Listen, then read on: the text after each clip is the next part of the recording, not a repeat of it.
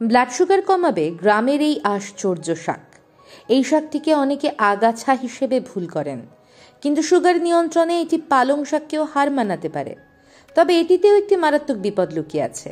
আপনি যদি এই শাকের সাথে এই শাকটি মিশিয়ে খেতে পারেন, তাহলে বিপদ এড়িয়ে শাকটি ডায়াবেটিস নিয়ন্ত্রণের সুপার ফুড হয়ে উঠতে পারে। শাকটির নাম জানার আগে শাকটিকে ব্লাড সুগার কন্ট্রোলে পালং শাকের থেকে ভালো বলছি কেন জেনে নিন। পালং শাকের গ্লাইসেমিক ইন্ডেক্স 10 থেকে 15-র মধ্যে, আর প্রতি 100 গ্রাম পালং শাকের গ্লাইসেমিক লোড 0.20। মানে পালং শাকের গ্লাইসেমিক ইন্ডেক্স তো কমই, কিন্তু গ্লাইসেমিক লোড অত্যন্ত কম। ফলে এই শাক খেলে আপনার ব্লাড সুগার বাড়ার কোনো ভয় নেই। এই জন্য ডায়াবেটিস কমানোর ঘরোয়া উপায় হিসেবে পালং শাককে ব্যবহার করা যায়।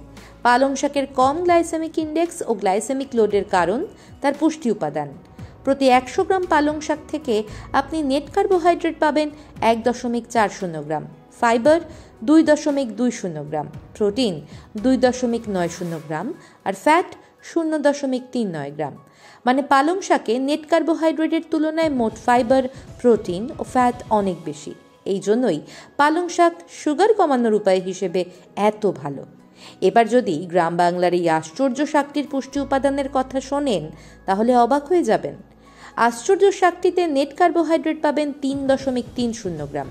মানে নেট কার্বোহাইড্রেটের দিক থেকে শাকটি তুলনামূলকভাবে পালং থেকে খারাপ, কিন্তু অন্য উপাদানগুলোতে আশ্চর্য শাকটি অনেক এগিয়ে। যেমন শাকটি থেকে ফাইবার পাবেন 4 গ্রাম, প্রোটিন পাবেন 4.20 গ্রাম, আর ফ্যাট 0.80 গ্রাম। অর্থাৎ ফাইবার, প্রোটিন ও ফ্যাটের মতো সুগার কমানোর উপাদানগুলোর পালং শাক থেকে আশ্চর্য শাকে প্রায় দ্বিগুণ। ফলে অবশ্যই আশা করাই যায় শাকটি সুগার নিয়ন্ত্রণে পালং থেকেও ভালো ফল দেবে। শাকটিকে এখনও চিনতে পারেননি? শাকটির নাম বেথো। অনেকে বথুয়া, বেলে বা বুনো পালং বলে ডাকেন। হাটে বা রাস্তার ধারে অনেক শাক দিদির কাছে শাকটি পেয়ে যাবেন। সুযোগ থাকলে শীতকালে সর্ষে খেতে চলে যান। সর্ষে ক্ষেতের মধ্যে আগাছা হিসাবেও শাকটি দেখতে পাবেন। শাকটিকে ভেজে বা তরকারি করে ভাত বা রুটির মতো খাবারের সাথে খেতে পারেন। তবে শাকটিতে পালং শাকের মতো একটি বিপদও আছে। পালংয়ের মতো এতে মাঝারি অক্সালেট থাকে, যা ডায়াবেটিস রোগীদের কিডনির সমস্যা বাড়াতে পারে। সেই ক্ষেত্রে আপনি 3টি জিনিস করতে পারেন। 1. পালং, বেথোর মতো শাক সুগার কমাতে অত্যাধিক ভালো বলে কখনোই নিয়মিত বেশি পরিমাণে খাবেন না, মাঝারি খান। 2. শাকগুলোর সাথে ক্যালসিয়ামযুক্ত খাবার খান।